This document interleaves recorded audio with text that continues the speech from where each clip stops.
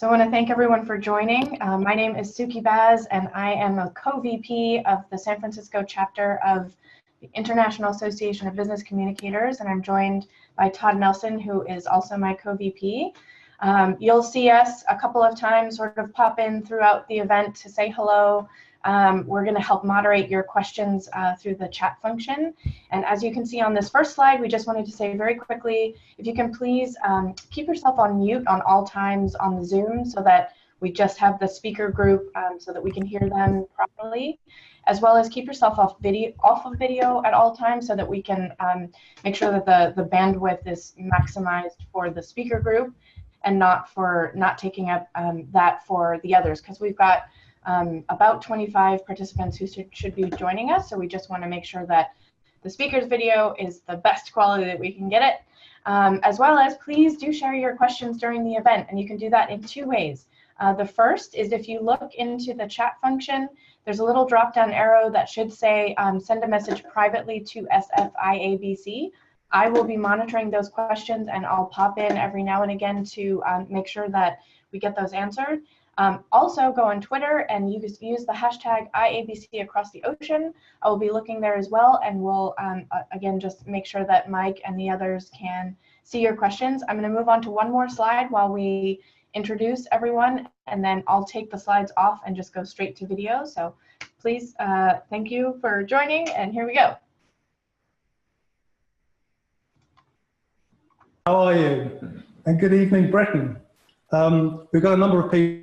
My name's Mike Pounceford. I'm the current president of the UK chapter of IABC. Delighted to be here. We've been thinking about doing this for a while. It's a first for us at IABC. We're trying to put the I into IABC, but at a local chapter level. So we really kind of make it come to life for members. So we're aiming today to have a session where we all look at each other. The idea is to have a conversation, obviously across the ocean.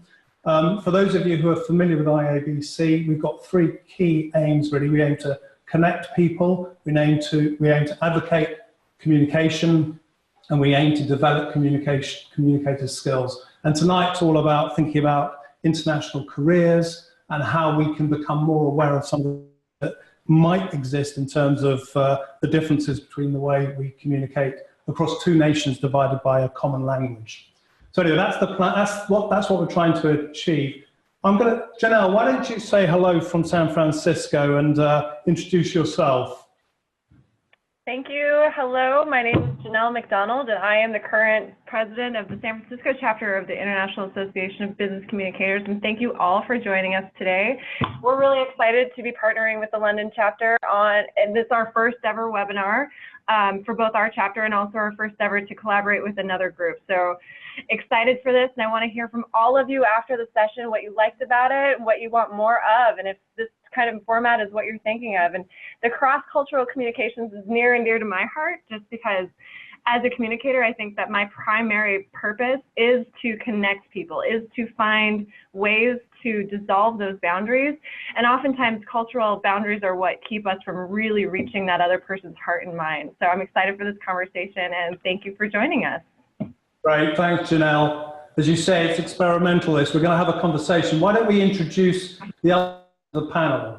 Howard, do you want to say that? Yeah, hi. Good afternoon, good morning, everybody. My name is Howard Craze. I am actually going to be president of the UK chapter next year, which I guess begins around July time. So it's been really fun putting this event together, and we're sort of super excited to see how it's going to go. My name's Dan. Good morning, America, and good evening, the UK. I'm a member of the UK board with a specific focus on developing the chapter outside of London. And I've worked in corporate communications for 20 years, including time working for a California-based company. And I communications and international culture at the University of Leeds. Thanks, Daniel. Catherine, how about you? And hello, everybody. I'm delighted to be here. My name is Catherine Rudiger. I am currently a lapsed member of IABC. I will be changing that.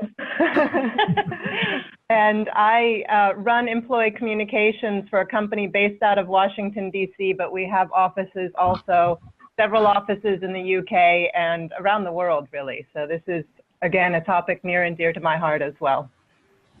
Thanks, Catherine. You're not the only one who's lapsed, so don't worry. I don't include myself in that. So just to repeat what Suki said, please put any questions or comments you've got in via the chat function on Zoom, or use the Twitter link that we've established. We've also got some people here in London who are here live, as well as some people who are online in the UK as well. So we've got a whole host of people here. But look, it's going to be a conversation, so let's just kick off by talking about the role of communicators. And I just open it up to the panel, really. What do you think communicators are expected to contribute in their organisations or for the organisations they work for?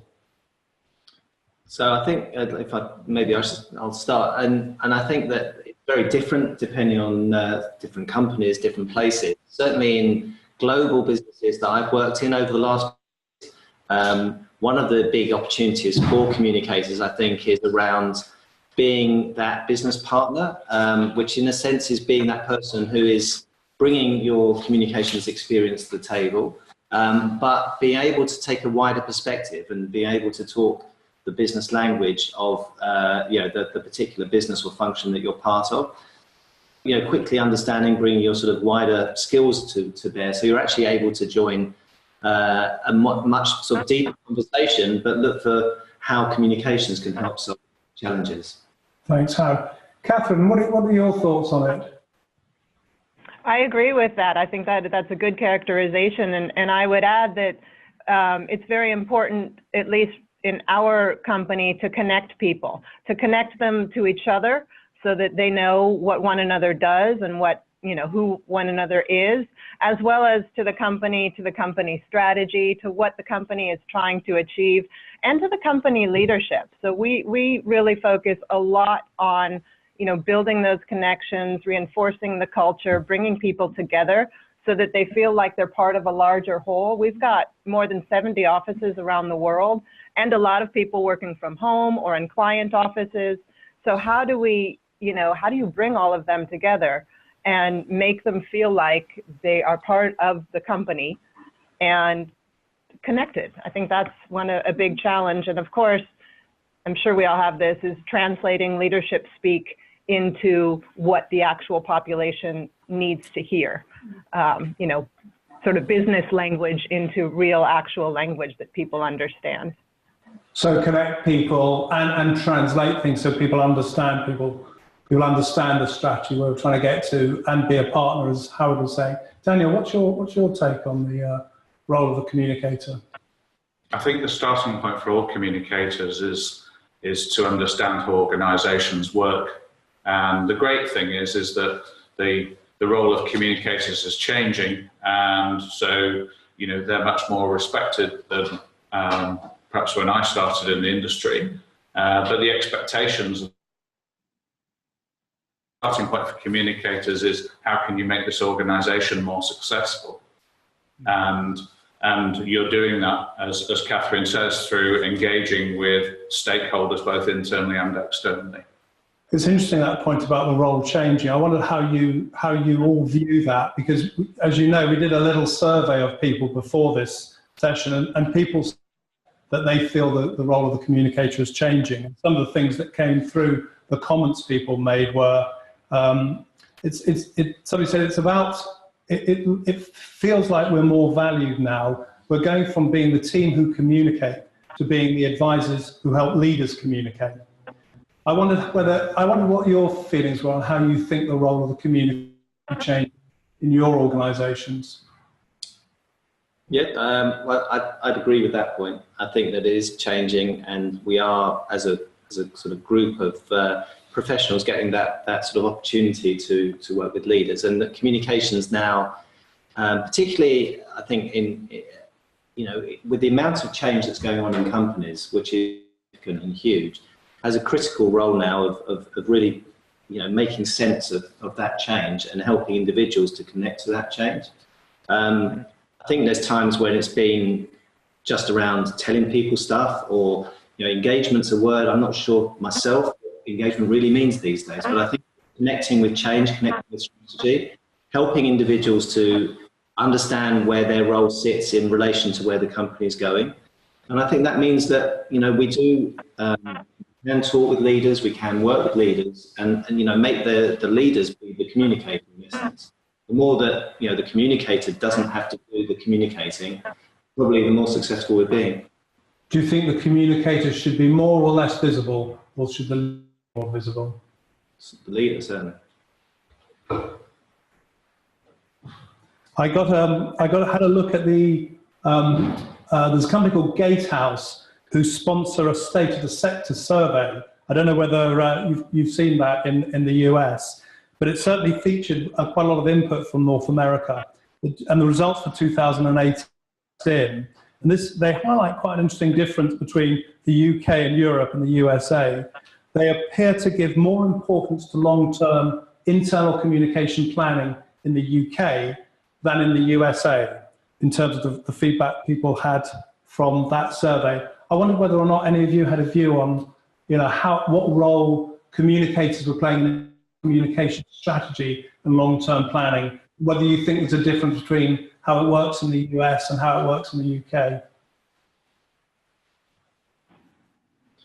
Daniel? Yes. Sorry. I think that internal communications is really coming into its own as a profession, and organisations are recognising that you need to bring your people with you to have a successful organisation. And as Mike says, with the pace of change increasing, then there's much more effort required to keep people informed of the direction an organisation's heading and their role within it. Yeah.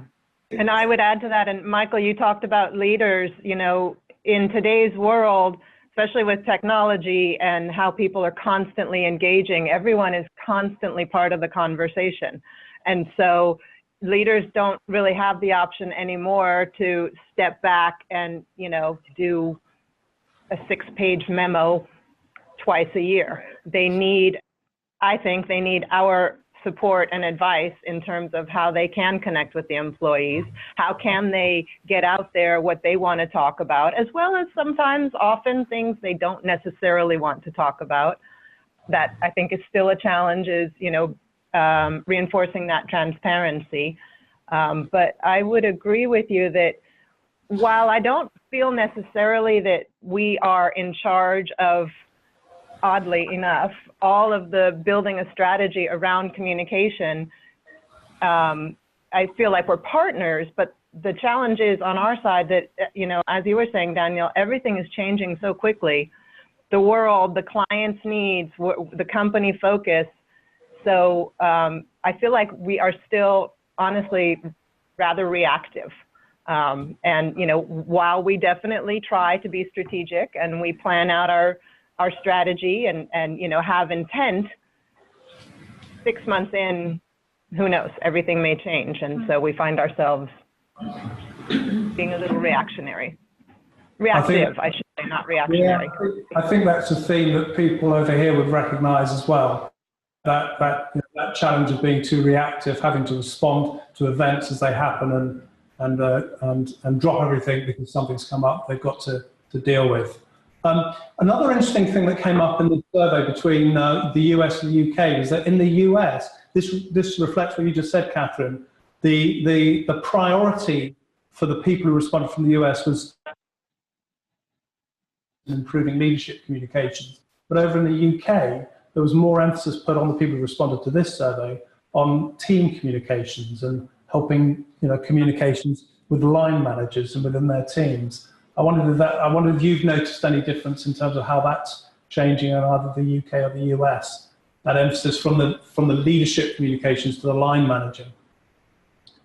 I would say my current role, I would say that we have increasingly identified the importance of the team and of the, what I would call the people manager, the leader of the team, and with a lot of emphasis on people management, and we're changing the way that we look at that. But we can't, I mean, our current company, we struggle to target them as a group. Line manager, much easier to get senior leaders or sort of distinct groups, but line managers as a population is not a group that we particularly targeted from a comms point of view. So yes, I think the importance of line manager and line manager role in recent, I've been part of many conversations about the importance of line managers, but actually from a comms perspective, I don't think that we've spent that much time targeting them as a group, much more actually on the leadership side than on the manager. Yeah, that's certainly been my experience, that a lot of the focus as communications professionals is about helping your leaders become better communicators. But actually, some of the real value for organizations is if you've got people other than the leaders communicating between themselves. So it could be colleagues doing a similar role in a different location. It could be different middle managers at a similar level, and so there's a lot of things like sharing best practice, and benefiting from economies of scale that can be improved by improving those communications with other people within the organization. Do you think, I mean, given the importance of the line manager as part of the communications mix, do you think people who are in communication functions should have more responsibility to train and develop and help line managers with that kind of, that link? You were saying earlier, Catherine, about linking people to the strategy, where we're trying to get to and connecting people. Should we have a bigger role in helping line managers get better at that? That's a really interesting point and an interesting question. In my organization right now, there's a lot of emphasis on the line manager because that is the direct connection that a lot of people have with leadership. And so we're doing a lot of training of those managers, some pretty intense training. I shouldn't say we, because actually the communications team isn't doing it. It's the learning team. Now, I think you make an excellent point. Should we be involved in that? Probably, frankly. I know what the training is and I'm aware of it, but we haven't been, honestly, expending a lot of our time and resources in helping develop it, mostly because of just resource constraints. But again, it feels like it's where people are going.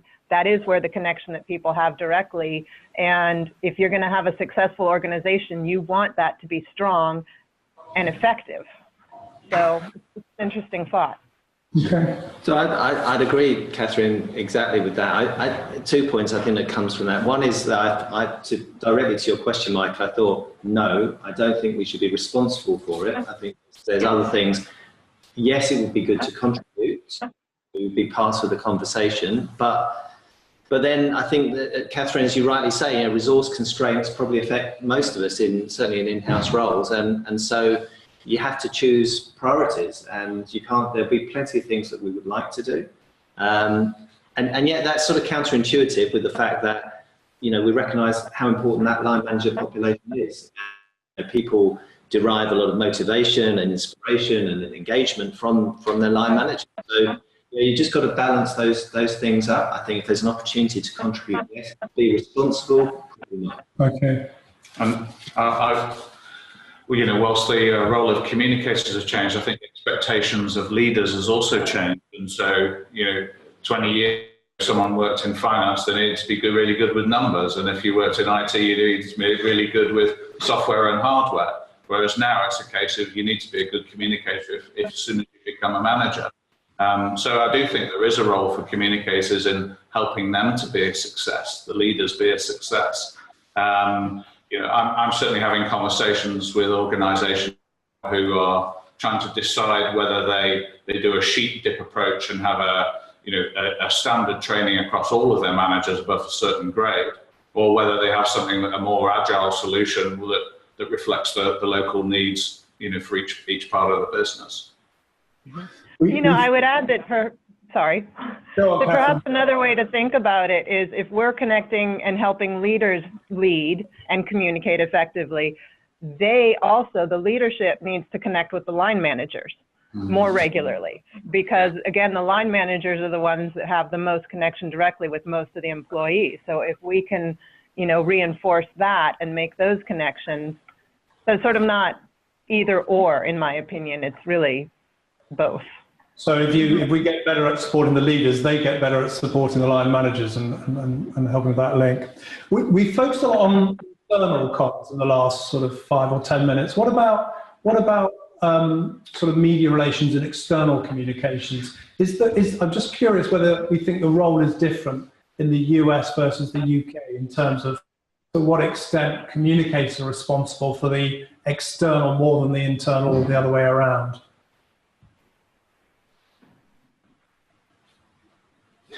In the organisations that I've worked in, the emphasis was really on getting the leaders to represent the organisation, because they were the people that were running the organisation, and so the role of communicators was to help and to support them. A lot of the work that I've done has been about getting organisations to delegate responsibility.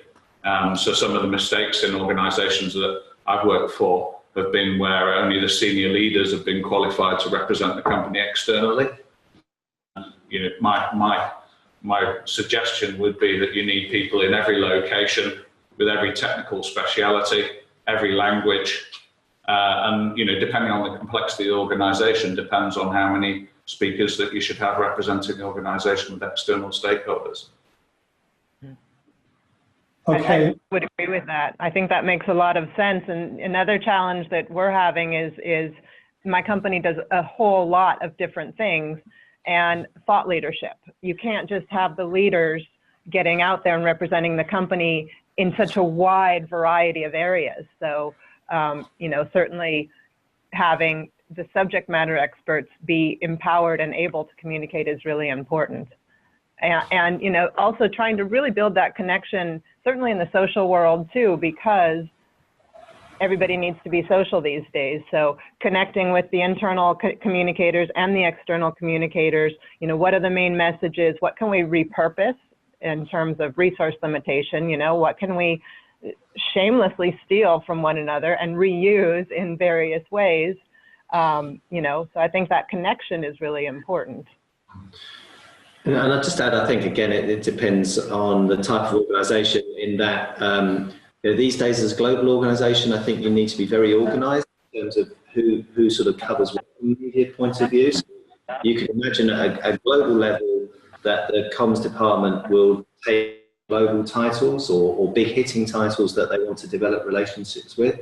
And then whether it's at the UK or the US or other country type level, that sort of responsibility could be easily devolved down to the operating units. And social then that sort of same role where again you need that organisation so people aren't tripping over each other. So how the comms function organises will depend on the company, but it's really important that you have that order almost so that people understand their sort of sphere of responsibility, and you're not sort of putting either competing releases or announcements out.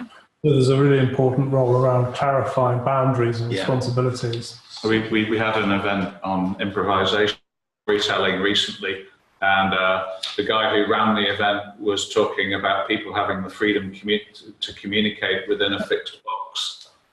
So it's this idea, as Howard says, about roles and responsibilities, but also empowering people at a local level to be able to talk about their subject within certain constraints. Suki, I wondered whether or not we'd had any. We do. You just locked up for 1 second, but we have a question from Molly, who asks, what do you find hardest in your role as communicator, and what has become easier? So what's hardest and what has become easier? Who wants to take that? There's many silence in his end. No, I'll say many things, Molly, that are hard. But I think that some of the sort of hard challenges, which actually are the fun challenges, and so to this topic, and I keep talking about being in a global organisation, but actually having a global team, having people, in the US and the UK in your team, and understanding what is different and how you make people feel part of a team when they're not all in the same building, the same country. So I think that's part of the role which has changed over time, and is, I think, it's really exciting. You know, I think as a communicator, you're not naturally a curious individual. So you want to find out about other cultures and other ways of working. And there are, whilst we are, you know, a lot of similarities between the US and UK, there are differences too. So really interesting, but hard, I think, thing that we have to learn as communicators is how do we, not just how do we communicate to sort of global or different audiences, but how do we actually manage our own teams so you've got one direction when people may not come from the same ways of doing things. That was a great question, Molly. Anything you wanted to say about that, Catherine or Daniel? What you find hard, and what's getting harder, and perhaps what's getting easier? I think. Go ahead, sorry. Daniel. I was just going to say that I think that it's challenging. Our leadership tends to be older than most of our population, and getting them comfortable with a different level of formality is an ongoing challenge. And being comfortable, you know, even having short sentences, and it's okay to end your sentence with a preposition. I mean, those are specific things, but, you know, helping them feel comfortable in that reduced level of formality, because for them, formality, you know, guided their getting to leadership. So they still are sticking to that, and yet that's not necessarily what the population wants to hear, especially, again, in the social world. So we launched Yammer last year at my company, and actually had a huge influx. So we have now almost 3,500 people on it, and that was within 6 months. So that was pretty huge. And obviously Yammer is a channel where everybody's on it and everybody's comfortable. So helping the leadership understand, okay, what the heck is this Yammer? And why are they yammering? And what's the value?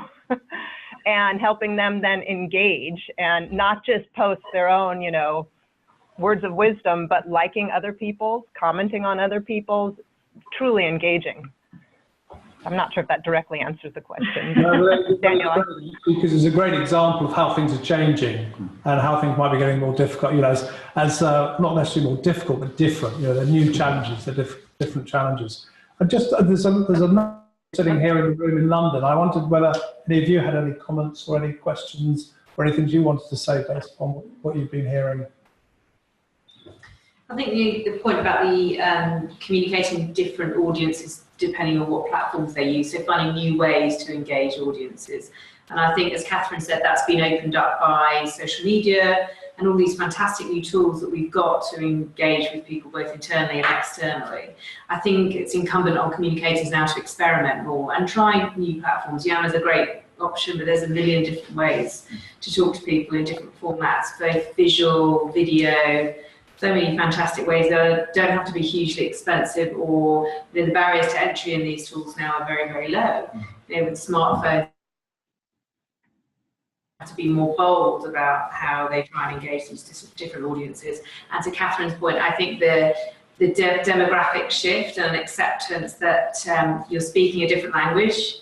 You're divided by the same language in a lot of ways. You think you're speaking the same language, but actually you've got to speak in a different way, a different tone of voice, press different buttons and different touch points. People and younger demographic in the workplace respond to communications. It's so different to how older people potentially might engage. It's finding new ways, new platforms, new approaches, testing things and being quite bold. And I think that's what the role of the communicator is anyway. So I would agree with that in terms of the opportunities to experiment, and that's something that we should certainly do. In terms of hard, I mean, I think the sort of simple answer is the amount of stuff that we have to deal with. I think that that there's more and more being thrown at us. I think in a cost-conscious world, often we have less and less resources to be able to deal with it. So the demand doesn't change or grows, the expectations grow. It's communications I've always, defined as a bit of a Pandora's box, that once you start to get stuff back in that box, and people want more and more and more, which is to the work that we do. But we're not given necessarily the resources to deliver what people want. So sometimes that experimentation and boldness, just gets put to the side because you've just constantly trying to chase your tail. So that's a real challenge. Yeah, just on the demographics piece, and I think what I'm really interested in my company at the moment is the fastest growing demographic in our company is the over 50s. So we're conditioned to think about the millennials and the young people coming in and to start us trying to tune to that. But we've got people who are staying in the company longer, who don't want to retire, and we don't necessarily want to lose their experience and their wisdom at a certain point in the past. That might have happened more automatically. And so you've got it happening at both ends, which again makes our job both hard but really interesting and exciting. Because it doesn't just follow that social and technology is just for the younger audience either. So just getting that right, the basic thing of understanding your audience is as important as it has been. Yeah, I mean, it's certainly, technology has played a huge part in helping organizations engage with much more targeted groups. So it's no longer just employees. As you say, it could be over 50 employees in a particular location. And what Catherine was saying about, it's communications has been, I think that there's much more two-way engagement now. Touching on Howard's point, though, I think the world is becoming more complex, though. And the great thing is we're all more interconnected. The downside is that there's nowhere to hide for an organization. So, if something goes bad in Jakarta, the chances are someone in San Fran's going to be picking that up on social media, whereas 10, 20 years ago that wasn't the case. So things like, I think we might be touching on it later, but about cultural sensitivity, and a slight difference in wording, can mean something very different on the other side of the world. Let's come back to. I just want to pick up on this point that you've talked about the challenges of the demographics. You've talked about the challenges of needing to be more bold, a different style of communication, trying to educate some people that they need to know. How do we communicate? How do you keep current? How do you manage yourself so that you keep pace with a dramatic change that's going on around us?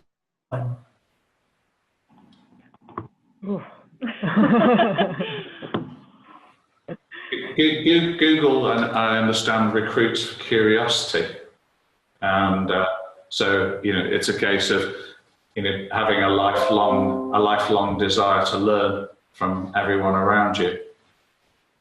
So it's trying to avoid a job. And I think that's an excellent point. And I would add to that really being comfortable experimenting. We mentioned this a little bit. And honestly, it used to be that communications, our role was primarily writing for various channels, but primarily writing. And now we have to write and we have to design. We have to be artists as well, whether it's video, infographics, whatever the channel. And we have to know and understand technology. So without curiosity, frankly, that will be impossible. And willingness to, I think, there has to be a certain willingness to put yourself out there and, maybe make a mistake, but move things forward. And it does, it's a chance it's an IABC event. I mean, it's one of the things that the industry groups, obviously IABC in particular, can play a big role and help people in terms of sharing best practice or events around particular topics. We have our sort of future focus event coming up in May, and events, I think do help people to learn. And we know in certainly in the UK, people are spoiled for choice with some of the things that they can do. So there's plenty of opportunity for people. The worry is where you see comms professionals who really, to some extent, bury their heads in the sand and don't get out and don't see what's happening and are just sort of doing the same old. The worry. So back to Daniel's point and Catherine's point about the need to experiment and try new things and keep an open mind and a growth mindset. Yeah. So if you just prompted by what you've been saying, if you think about the kinds of people who are coming into communications now versus the people who may have been coming into communications 20 years ago, is profile changed a lot? Are there different sorts of people that we need to be recruiting and bringing on in communications compared to what it used to look like? So I think, yes, I think there is a difference. I think that maybe previous generation, I certainly saw, and again, it's a UK comment, but I saw a lot more journalists, people coming out of journalism, both broadcast and written journalism. And I think what that gave you is that there's certain skills that I see. I mean, I've never been a journalist, but I think there's certain skills that journalists have around gathering news, understanding audience, be able to write to a certain degree as well, which became great skills to sort of bring into businesses. I don't see that we have that of people coming in from journalism at the moment. I think people are coming from all sorts of different routes. And I think that puts pressure on some of the, certainly some of the younger communicators, some of the quality of writing I see is varied, I would say. That's a worry to me. And I think that, people are sort of falling into communications a lot now, certainly, within companies. So I think as the job gets squeezed and you need people who can get stuff done rather than necessarily be really effective with what they do, I think there's a challenge there to make sure that we keep quality levels up. And I do think people are coming from different directions. What about you, Catherine? Do you think it's changing from your perspective? I would agree with that very much. I do think it's changing. I think that, now people see it as a slightly different thing, no longer just dotting the I's and crossing the T's. And I like that journalist reference because I think that's very true, traditionally what we have been. And now, we're coaches. Again, we're artists. We're technology specialists. So it attracts, I think, a different kind of person, perhaps someone who definitely has a different, desire and a different focus. And I think you're right that we still need to be effective, and we still need to, consider that journalistic perspective, because that will get us a long way. Yeah, so sort of trying to find that balance between a generalist and a specialist, where you're a specialist in communications, but as you say, you're also a coach and arguably an organizational psychologist and a business person, and you work in leadership development. I saw a program about 18 months ago about architecture and health, and it was talking about the importance of a well-designed building in people's well-being. So, if you're talking about the values of an organization as being an innovative company, but people are working in a 1970s office block that hasn't had a lick of paint in 40 years, then that's not going to feel very innovative. So I think there is a role for communicating, not just about producing newsletters or doing a tweet, but actually engaging with facilities management, with HR and with leaders to make sure that people's experience of that organization is consistent. I completely agree. No, I was just saying that I completely agree with that. I think it is the entire experience these days. I don't even know if I should say these days. Perhaps it always has been. It's just that the experience has been a little bit more boxed in, and now it's much broader. So how do you convey that? Because that's where the company is going, and that's where the company needs to go. And so that means you need to understand a little bit of everything. Which is actually kind of cool, though. I mean, that makes our jobs, I think, really interesting, right? Is that we can do that, and we need to engage in all those different levels and have that broad understanding. So good for us. So it's hard, but it's worth doing. Definitely. A great question, Molly, by the way. Have we got any more, Suki? We got any do. more questions coming in? Yes, we have another question from Ed, who says that he is working more with his UK colleagues, the division of his company, and wondering if the panelists have noticed difference in their communication styles between the US and UK, sort of cultural differences, preferences. I think we touched on it a little earlier, but wanted to dig in just a little bit deeper on that point. Who wants to lead off on that? Cultural differences. As I say, I've been doing lectures on this very topic, and there were 6 things that I was highlighting. One was language, so how the specific words that you're using in your communications. The second was law, so what control there is over how you say something. The third one is the cultural side, and it's getting under the skin of the specific stakeholder group you're trying to engage with. So how you engage with senior leaders in Japan might be very different to a wider audience in San Francisco. Understanding images, symbols, and channels. So I remember a communications event where people were talking about the importance of social media and digital within communications. And there was a lady from Rio Tinto, which is a mining company, saying that a third of their staff are underground at any one time. So actually, it probably wasn't that helpful for engaging with that audience. So it's been the last 2 points. One was about relationships. So not communicating with a particular stakeholder group when you need to, but actually building those relationships some weeks, months, or years in advance. And then the last point is being careful about your spokespeople. So my general default is to try and empower the local leaders to be able to represent the organisation. But there are some times where actually having someone coming from overseas emphasises the importance of a particular topic to the people in that area.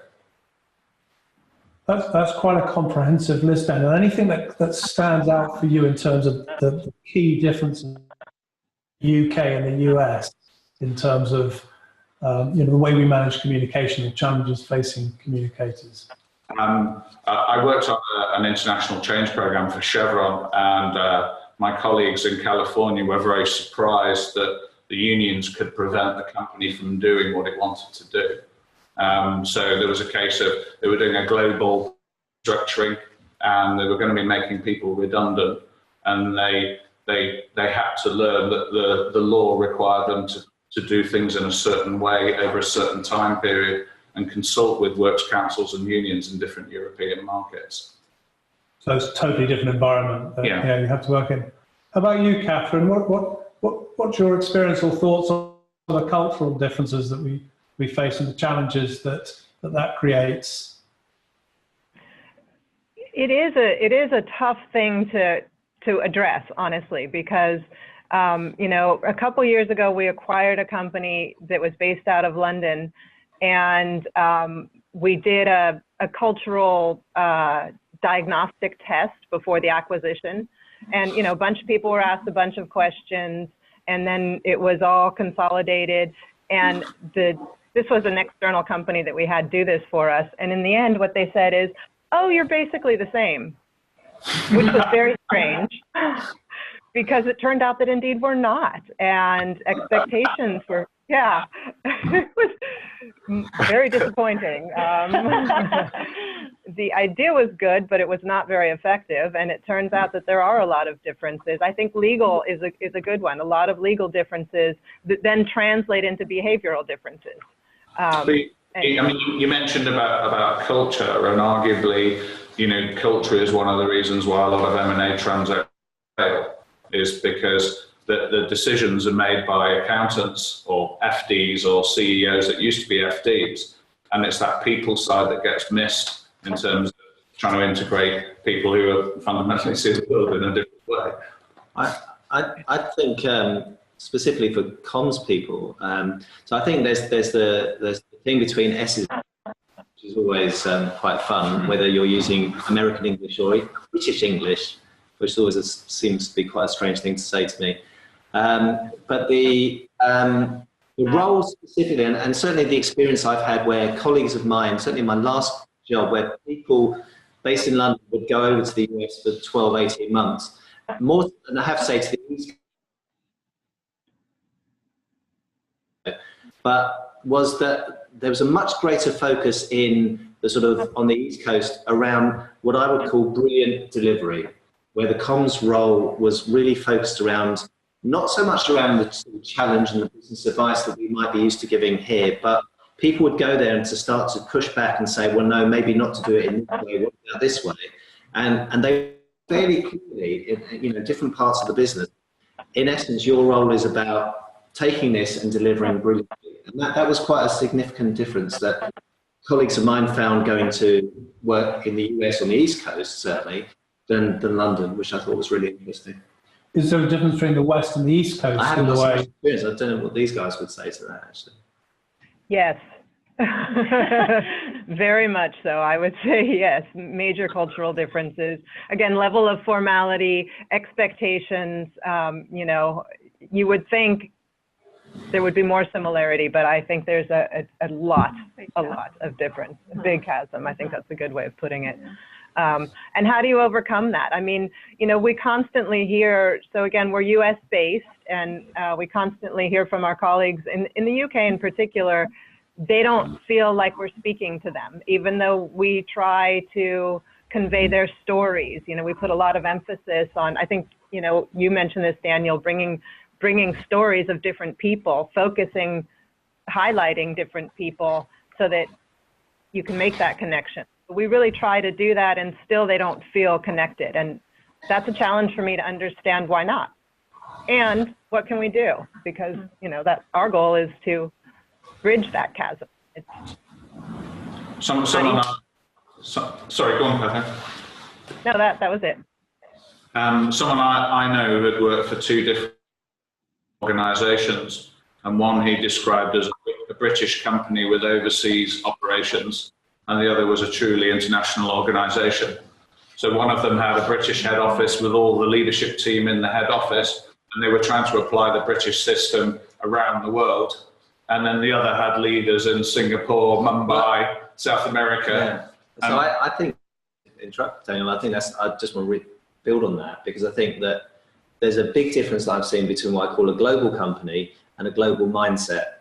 So a global company may well have operations in many, many countries and processes and systems that support that. But I think global mindset is, as you described, as the latter. And it is very different. You know, my current company is a global company, but it's really focused its operations on the UK, even though the US is the biggest single market. It's actually taken, there's a feeling in the US that, you know, in some respects we're withdrawing from there, that their career, you know, individuals' career opportunities are limited, which is probably true, actually, because positions have all sort of focused. Now that will probably change in another. Mindset is exactly, you know, your leaders can work anywhere. Technology can help you do that now, but you think differently. You know, don't always have meetings at times to suit us. You know, you sort of think about the whole team. Think about what different you know, diverse people bring to the meeting. And I think that proper global mindset, I've only really seen it once, but to think broadly and differently to get the challenge from wherever, rather than just, well, everyone's here and we sort of push our stuff out to the rest of the world. Yeah. So what's that based on? Just that's an attitude from the top of the business, is it? Well, I mean, you know, this is wholly non-scientific. It was one person's comment about two organisations they'd worked for. But you know, sort of culturally, it's a case of, as Howard says, not trying to push down something from head office, but a case of much more of a two-way communication with people across the globe. I'm going to ask you, sort of just building on this, the question is, what are the key challenges facing someone in a global communication role? And just want to think, we asked the same question of people when we did that survey beforehand, and the things that came up in terms of the write-in comments that people came back with, which may resonate with you, I don't know. Number one is keeping pace with technology. Number two is trying to understand our audiences. Number three, which is what we've just been talking about, is think global but act local. Fourth one was navigate cultural differences. And the fifth one was try and get some sleep. So that's what people who filled in that poll that we sent up for. What's your take on the sort of key challenges facing somebody in a global role? I think actually one of the big challenges that I've seen is that, you know, certainly here based in London, is people come often from a, let's say, a country role, a UK sort of centric role, and they think that they can just take the same behaviours into their global role. I think global should be almost unheard and unseen half the time. I think in most operating businesses, countries, or where people go, oh, global, they have no idea what we're doing. You know, the challenges we're facing on the ground, the things we actually we get paid to do, and the messaging we're getting locally. So I think for me, a global role is about understanding you're that much further away from an audience, maybe other than a sort of a senior leadership audience. And that, you know, I think your role is there to support other communicators and other leaders in terms of ensuring there's a consistency of message, consistency of sort of direction of what we're doing, but enabling people to interpret it locally. But they're not there just sitting there, local communicators, sitting there waiting for you to give them stuff. So you force your way onto, you know, again, it's about organisation and making sure that they can, you know, they understand that you're there rather than to hinder them, which unfortunately is too often the case. Mm-hmm. Catherine? I think that's an excellent point. And in my company, we've tried to really connect. You know, we have the corporate communications team, so working for the company side, and we have some local communicators as well. So we've created, actually back when Janelle and I worked together, we created what we call a communicators network, which is to bring the communicators across the organization together regularly to connect, to talk about challenges. How are you doing things? You know, do you have a newsletter? How do you do it? What works, what doesn't? And, you know, to try to build a cultural awareness and honestly to build comfort with one another, so that when somebody sees something maybe is a little off in one area, that they can reach out and try to share that and hopefully reinforce, you know, don't forget about us over here. And, you know, we've been pretty successful, but it never ends. And it's just an ongoing challenge, really. What is a global organization? How does it define itself?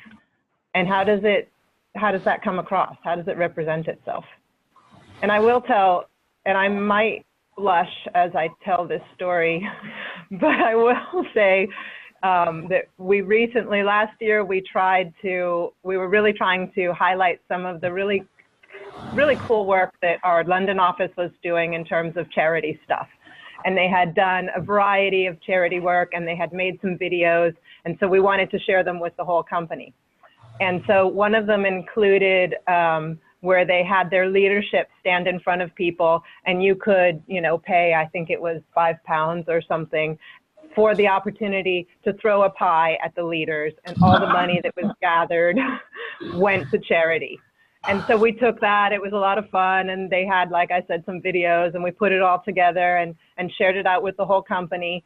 And we made, you know, a mistake, which turned out to be a fairly major mistake, of one word, because we called it a pie tossing contest. And we said that people were tossing one at other people. It turns out that in the US that wasn't a problem at all. Everybody understood. But as I'm sure you all know, in the UK, tossing one has an entirely different meaning from throwing a pie at somebody. And it had a rather sexual meaning. And my word was that humiliating and shocking. And what could we possibly have done to have prevented something like that? You know, it's one word, and it was a slang word that who knew. So, you know, obviously we continue to think about that. It seems to happen. I don't know how many people over there know what it means. I'm not going to explain what it means. Have a look on Google. Yeah. Yes. Thank you, Catherine. That's great. I'm just conscious it's 5 to 7, and I just want to check back with Suki whether there's any other questions or comments that you've got that have come in that would be good to tell us about. We do. We have a question from Martin, this is from Twitter, who says, online communications are always on. The conversation never stops and unfolds faster and faster. I wonder how that affects the role of the comms pro in the UK and the US. So always on communication. Good question. Who wants to have a response to that? Howard, Daniel? Daniel. I mean, back to one of the comments in the survey earlier, the importance of getting sleep. I think for your own personal well-being, it is important to have some sort of boundaries where you actually have some time off as well as time on. You know, I think that it's good news that, as Catherine said earlier, conversations are becoming more informal, which means that people are finding it easier to engage, even if it's just one line, as opposed to a formal conversation. So it's good news, but albeit you've got some boundaries so that you do actually have a holiday and don't spend the whole time looking at your phone. Anybody else got any thoughts on that? You know, how do you cope with this kind of always-on culture, and how might it look different? How we respond to that in the US versus the UK? Any other thoughts? I think you've got to. I think as a communicator, especially with a global role, you can't take it all on yourself. I mean, I think what we would do, for instance, is we would have a cascade where, if we knew that a client was expecting us to be available all the time on social, for instance, which is quite an ordinary expectation, we'd deploy somebody in Australia to cover overnights.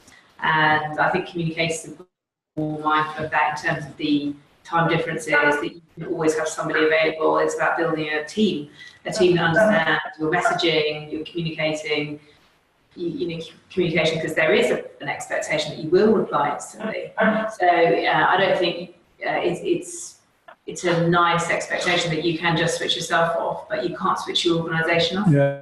About setting up a system, albeit something that says we're looking into whatever it is that you're talking about, we'll get back to you as soon as possible. But ultimately, you have to empower your distributed team to be there as and when you need them. So there's kind of a responsibility thing, but it sounds like there's also an attitudinal thing about educating the organisation that we need to get like that. We need to, which goes back to what Catherine was saying earlier, I think, about the. There is. I was a journalist, so I was very, there was instant response always. There's an expectation in the newsroom, but I think now for corporates there's an expectation that you're going to respond quickly. Because on social, if somebody comes up with a complaint, you've got to respond quickly. You should be monitoring it. So for a big organisation, a global brand, you've got to be on it. I don't think there's an excuse, unfortunately. If people do criticise you or critique, well, they took 3 hours to respond, they took X hours to respond, that'll be seen as a negative. So whatever happens, you've got to, part of the responsibility as the communicator is working out how do I leverage technology to respond to always on. Sure. Yeah. So it might be about. And as you say, making sure that you empower people locally. One of the issues when I was at Chevron was that they had 4 hours time zone difference away. So, they recognised really early on that it was important to empower the people in Asia and in Europe to be able to make decisions, because the 8 hours time difference meant that they weren't going to be able to respond in time. I also think we're back to that classic, our classic comms training, which is we're not going to necessarily have the answer. We're going to, it's classic crisis training, isn't it? We're looking into the issue now, we're doing everything that we can. It's all classic comms. Well, it's like, you can put a holding statement just like that on Twitter. We take all comments seriously, we'll look into it, and we'll come back to you, whatever the answer is. So it's not about solving the problem, it's recognising that you've been challenged and that you're dealing with it somewhere in the organisation. And that can be those holding statements we know them so well. Sure. Yeah. I also think that, that there's something about, I think Harold, you mentioned global mindset, but just thinking about how we work and set ourselves up. So, for example, I have someone in my team that's based in Singapore for reasons that I do not know. She's responsible for looking after the Americas. I don't know why she got that into it. So I said to her today, well, you don't have to actually work 4 hours if you don't want to. Why don't you think about maybe every couple of weeks working US hours or East Coast or West Coast hours? And I think the way that a lot of the teams that I've seen set up are kind of centralised, typically in London or in New York. And they will come in at 9 and go at 5, 6, 7, 8, 9, 10, and they don't really think about the way that, because I come from a project background as well, but some projects are run where you have 24/7 follow the sun, and even if you can't be kind of dispersed, you do think about the hours that you have your team available. Sure. I'm just conscious of the time, actually, and I'm conscious over there it must be going on for 11 o'clock. Is that right? I just want to invite one very last final comment from each member of the panel, and I'd invite everyone to do this, actually. Just in the chat box or in your tweets one takeout from a conversation that we've had over the last hour. I mean by that, one thing that you found helpful from this conversation. And I'm going to give it each, I'd like each member of the panel, just for, you know, in the next sort of 30 seconds, just give me your one takeout from this conversation, what you found helpful. Gosh, on the spot.